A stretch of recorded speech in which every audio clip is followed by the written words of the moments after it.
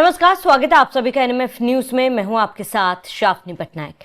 देश की राजधानी दिल्ली में सोमवार को होने जा रहा संसद चलो मार्च को लेकर माहौल लगातार गर्माता जा रहा है। इस मामले में दिल्ली पुलिस ने पहले से ही साफ कर दिया है कि इस मार्च की अनुमति किसी को भी नहीं दी जाएगी।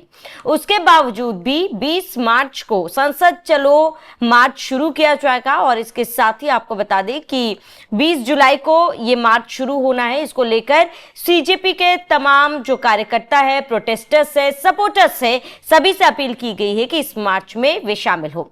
अब पुलिस का कहना है कि संसद के आसपास का इलाका हाई सिक्योरिटी जोन है और यहां बड़ी संख्या में प्रदर्शनकारियों के पहुंचने से कानून व्यवस्था प्रभावित हो सकती है, लोगों को परेशानी हो सकती है और इसके साथ ही सुरक्षा व्यवस्था पर भी कई प्रश्न चिन्ह खड़े हो सकते हैं। अब इसके साथ ही आम लोगों की सुरक्षा और राजधानी की ट्रैफिक व्यवस्था पर भी असर पड़ने की आशंका जताई गई और ये कहकर उन्हें अनुमति नहीं दी गई।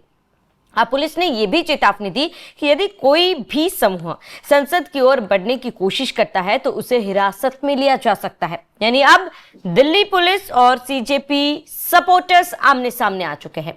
दिल्ली पुलिस का यह कहना है कि उन्हें समर्थन दिया गया था, उन्हें परमिशन दी गई थी, प्रोटेस्ट करने के लिए दिया गया था, लेकिन अनुमानित समय से ज्यादा उन्होंने प्रदर्शन किया, प्रोटेस्ट किया। उसके बावजूद भी अब इस मार्च के लिए तो किसी भी तरीके से अनुमति नहीं दी जाएगी। अब दिल्ली पुलिस के वरिष्ठ अधिकारियों के अनुसार प्रदर्शन कर रहे संगठन को जंतर मंतर पर केवल एक दिन के धरने की अनुमति दी गई थी। इसके लिए आयोजकों की ओर से लिखित सहमति भी दी गई। पुलिस का आरोप है कि निर्धारित समय खत्म होने के बावजूद भी प्रदर्शन जारी रखा गया और संसद चलो मार्च के लिए अलग से कोई आवेदन उनके पास नहीं दिया गया था।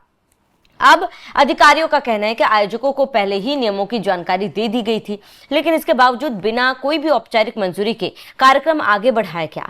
पुलिस का यह भी कहना था कि संसद मार्च की जानकारी उन्हें बाद में मिली और उन्होंने खुद आयोजकों से संपर्क कर अनुमति संबंधित प्रक्रिया पूरी करने को कहा, लेकिन कोई आधिकारिक आवेदन नहीं मिला।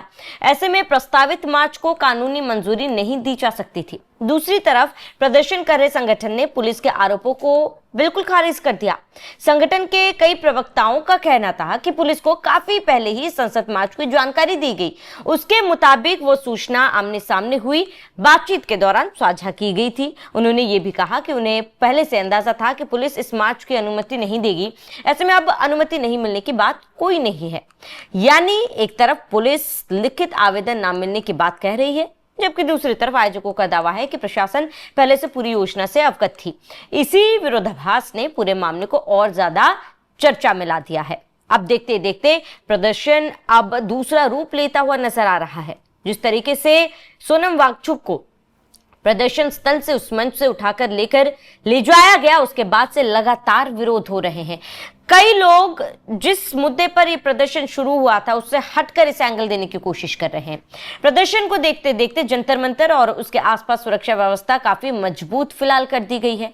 अब सभी की निगाहें आज रात और कल पर टिकी हुई है, क्योंकि ये प्रदर्शनकारी डटे हुए हैं कि 20 तारीख को मार्च निकाली जाएगी, प्रदर्शन किया जाएगा, संसद कूच किया जाएगा। लेकिन वहीं दूसरी तरफ दिल्ली पुलिस ने साफ कर दिया कि इस तरीके का कोई भी कार्यक्रम होने नहीं दिया जाएगा। अब लोगों की नजरें टिकी हुई है आज देर रात और कल की किस तरीके से ये लोग संसद कूच कर पाएंगे, या फिर जो भी व्यवस्था, कानून व्यवस्था, तमाम चीजों का हवाला दिल्ली पुलिस ने दिया है उसके तहत इसे रोका जा सकता है। अब पुलिस ने इलाके के दोनों ओर अतिरिक्त जवान तैनात कर दिए हैं। रैपिड एक्शन फोर्स की टीमें भी मौके पर मौजूद है। अधिकारियों के मुताबिक शनिवार और रविवार को बड़ी संख्या में पुलिसकर्मी तैनात रहे थे ताकि किसी भी तरीके की स्थिति खराब ना हो, जबकि सोमवार को जो मार्च होने जा रहा है उसको देखते हुए और ज्यादा पुलिस बल और अर्धसैनिक बलों को भी तैयार करने के निर्देश दिए गए। प्रशासन की कोशिश है कि किसी भी स्थिति में संसद क्षेत्र की सुरक्षा से समझौता ना हो और राजधानी में सामान्य जनजीवन प्रभावित ना हो, इसका खास ख्याल रखा जा रहा है और इसी वजह से परमिशन नहीं दिया जा रहा। अब आपको बता दें कि इस प्रदर्शन के दौरान लद्दाख के सामाजिक कार्यकर्ता सोनम वांगचुक, जिसके लिए अब ये प्रदर्शन जाना जा रहा है, वो सुबह से जंतर मंतर से हटाकर बीते दिनों सफदरगंज अस्पताल ले जाया गया। उन्हें राष्ट्रीय परीक्षाओं में कथित गड़बड़ियों और अन्य मुद्दों को लेकर वो लंबे समय से भूख हड़ताल पर है। दिल्ली पुलिस का कहना है कि ये कदम दिल्ली हाईकोर्ट के आदेश और डॉक्टरों की सलाह के बाद उठाया गया, क्योंकि उनकी तबियत दिन प्रतिदिन बिगड़ती जा रही थी। अधिकारियों के अनुसार वांगचुक के स्वास्थ्य में गिरावट आ रही थी और उन्हें गंभीर डिहाइड्रेशन की शिकायत थी। हालांकि इस कार्रवाई को लेकर भी विवाद खड़ा हो गया। प्रदर्शन प्रदर्शनकारियों ने पुलिस पर दबाव बनाने और धरना कमजोर करने की आरोप लगाया। वहीं पुलिस ने इस सभी आरोपों को सिरे से खारिज करते हुए कहा कि पूरी कार्रवाई केवल स्वास्थ्य कारणों से ही की गई और इसमें किसी तरह की कोई भी सख्ती या मारपीट नहीं की गई थी। एक झूठा नैरेटिव रचने की कोशिश की जा रही है। प्रदर्शनकारी संगठन ने पुलिस पर मारपीट और धरनास्थल की बिजली काटने जैसे कई आरोप लगाए। इससे पहले भी पानी रोकने का भी आरोप लगाया गया था।